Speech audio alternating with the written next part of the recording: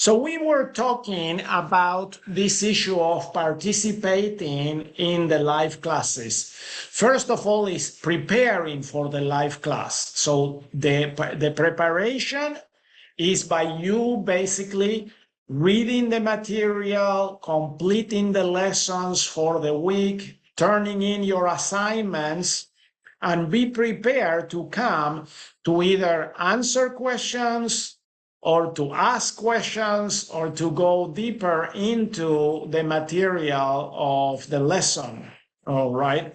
So that is basically the idea. How do you participate in the live classes? We want these live classes to be very lively and participatory. All right.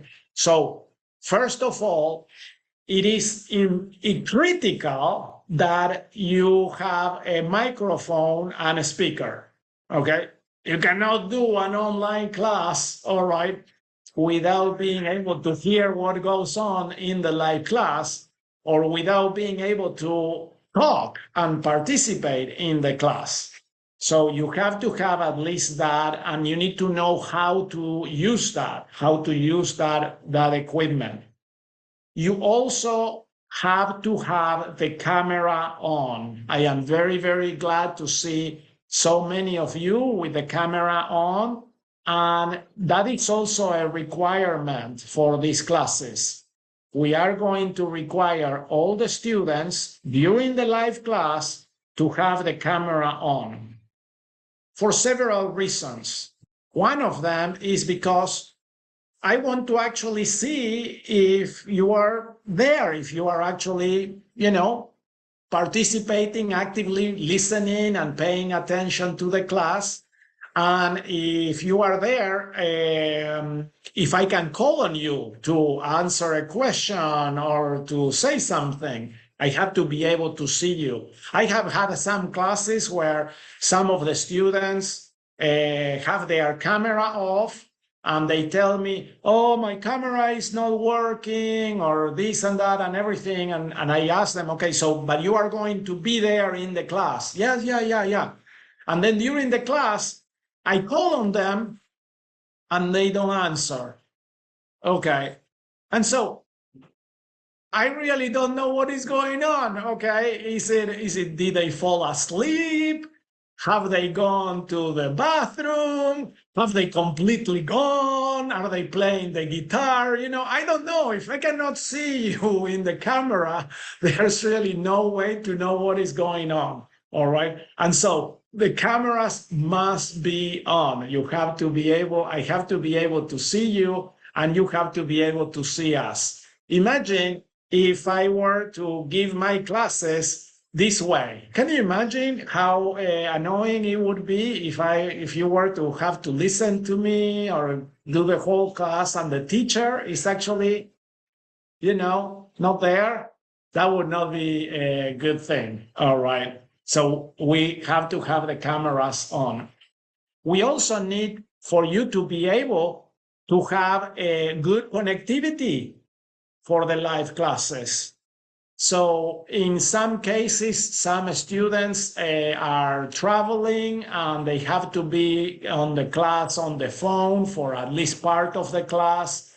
That is okay if you have to, but it's certainly not ideal, because Zoom through the phone is not as effective as doing Zoom on the computer. So you really have to have access to a computer, a good connection, microphone, camera, speaker, in order to have a great experience in the class. And then we are all going to have good experiences here. Mm-hmm. Interaction with other students.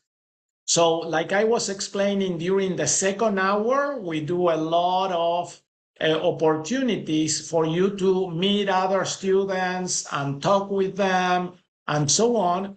But we always have to treat everyone with respect, with kindness, with respect, and we never should encroach on people's time that affects their study time.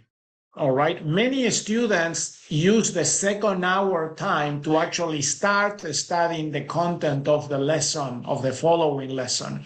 And so they may be there in the Zoom meeting, but they are just studying. And so we cannot interrupt those students. Some students prefer to use that time to go into a breakout room and talk together. They may study together, all right, and so on. And that is perfectly fine. But we need to always treat everyone with respect.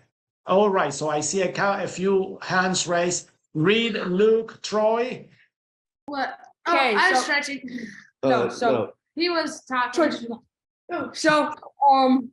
So we're all brothers, and we're wondering, do you want us all to have our own computer in our own spot, or just all share one computer like this?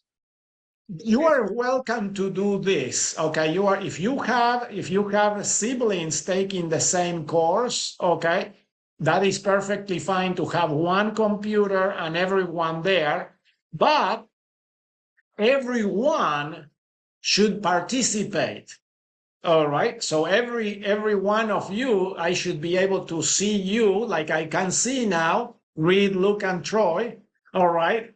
Okay, so, and the best thing is if you name yourselves and you are in order, okay, so I know who's talking if it's more than one in the camera, so that would be always very, very helpful. But you are welcome to share that way and participate that way. And last year you did that in what was it? Was it in the biology course that you were together with Micah? Okay, and it was fantastic. So yeah, that is perfectly fine. That is actually probably better than trying to have more than one computer in the same room, because then you are actually using double the bandwidth, and so the connection may be a little choppy, instead of using just one Zoom meeting. Okay. Thank you, Ashley. I was just wondering with devices, should we just use a computer because is it easier for like the assignments and stuff? Yes, definitely. Definitely. You cannot the app on the phone or on a tablet has some features, but not all the features are available there. All right. And so there are many, many things that is a lot easier to do on the computer. Now, there's one thing that is actually easier to do on the phone, all right? And that is for those courses where you need to take pictures of your notes and assignments and put them then into one PDF file, all right? There is an app called Adobe Scan or Tiny Scan that allows you to take pictures and then automatically produces a PDF file. And then you can actually upload that file into the Mighty Networks app, into the assignment of your course. Okay, so that is one thing that would be easy to do on the phone. But for most things, I want you to use a computer, all right? Especially for the live classes, in order to be able to see everyone and to see the screen better and so on. It's much better that way. Thank you for asking that, Ashley. Tyler. So I've done like a different academies for online schooling and stuff, especially during like COVID. And especially one, it's set like they don't want any food. Like you have to have your video on, but they don't want any food eating or anything. And can you eat food in these classes if you get hungry or whatever? Okay, so I am not opposed on people, having breakfast or anything like that. Of course, please, if you have breakfast, okay, chew with your mouth closed. Okay, is that okay to ask? All right, so we don't want to see your cereal inside the mouth, all right, or anything like that. And of course, that you need to be able to still participate in the class. So if you are eating a burrito the whole time, it will be very hard for you to speak or to be called or answer questions and so on. But other than that, I am okay with your being discreet in your eating. All right, excellent, thank you. Good questions. Good questions, Amanda. I have a question. Where do you send the Adobe Scan things to? Like they take a picture of your writing or whatever.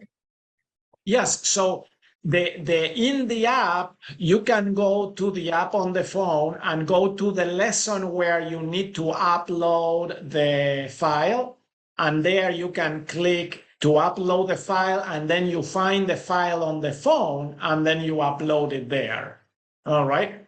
So I've seen some students being successful in doing that. I haven't done it, but some of my students have been able to do that, and they find it much easier. If you can't, you can create a PDF file on the phone, and then you can email it to yourself, and then you upload it from the computer onto the lesson assignment. Okay, but that takes a few more steps to do. All right, excellent.